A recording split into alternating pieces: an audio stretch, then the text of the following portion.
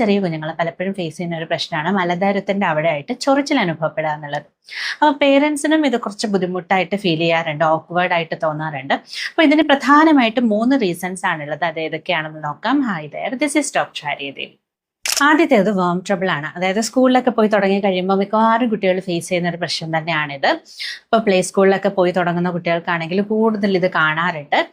എങ്ങനെയാണെന്ന് വെച്ച് കഴിഞ്ഞാൽ രാത്രിയിലായിരിക്കും ഈ ഒരു പ്രശ്നം കൂടുതലായിട്ട് അവർക്ക് ഫീൽ ചെയ്യുക. രാത്രിയിൽ അവരൊന്ന് ഉറങ്ങിയതിന് ശേഷമൊക്കെ പെട്ടെന്ന് അവർ 1 മണിക്കൂറൊക്കെ കഴിയുമ്പോഴത്തേക്കിനും 1-2 മണിക്കൂറിനുള്ളിലൊക്കെ ആയിട്ട് അവർ നല്ലതായിട്ട് കരഞ്ഞുകൊണ്ട് ഇറിറ്റേഷനൊക്കെ കാണിച്ച് എണീറ്റ് വരുന്നതായിട്ട് നമുക്ക് കാണാനായിട്ട് സാധിക്കും. അപ്പോൾ ഈ ഒരു സമയത്ത് നമ്മൾ ചിലപ്പോൾ നോക്കുമ്പോൾ അവരുടെ മലദ്വാരത്തിന്റെ ഭാഗത്തായിട്ട് ചെറിയ വളരെ തിന്നായിട്ടുള്ള വേമിനെ നമുക്ക് കാണാനായിട്ടും സാധിക്കാറുണ്ട് പലപ്പോഴും. അപ്പോൾ ഈ ഒരു പ്രശ്നം നമ്മൾ ഡയഗ്നോസ് ചെയ്യുന്നത് ഇതിന്റെ ലക്ഷണങ്ങൾ മനസ്സിലാക്കിയതിന് ശേഷമാണ്.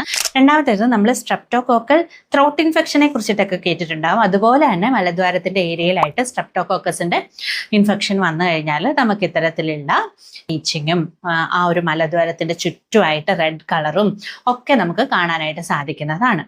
മൂന്നാമത്തേത് സ്കിൻ ഇറിറ്റേഷൻ ആണ്. അതായത് പ്രോപ്പറായിട്ടുള്ള ഹൈജീൻ മെയിൻറ്റെയിൻ ചെയ്യാത്തത് കൊണ്ടോ, അല്ലെങ്കിൽ കുഞ്ഞിന് ടൈറ്റ് ആയിട്ടുള്ള ക്ലോത്തിങ് ഉള്ളത് കൊണ്ടോ, അതും അല്ലെങ്കിൽ അവർക്ക് യൂസ് ചെയ്യുന്ന സോപ്പിന്റെയോ അല്ലെങ്കിൽ മറ്റ് ക്ലീനിങ്ങിനായിട്ട് യൂസ് ചെയ്യുന്ന വസ്തുക്കളുടെ അലർജിയൊക്കെ കാരണമോ കൊണ്ട് തന്നെ കുഞ്ഞുങ്ങൾക്ക് ഇത്തരത്തിൽ അവിടെ ഇറിറ്റേഷൻ ഉണ്ടാവുകയും അത് കാരണം ചൊറിച്ചിലുണ്ടാവുകയും ചെയ്യാറുണ്ട്.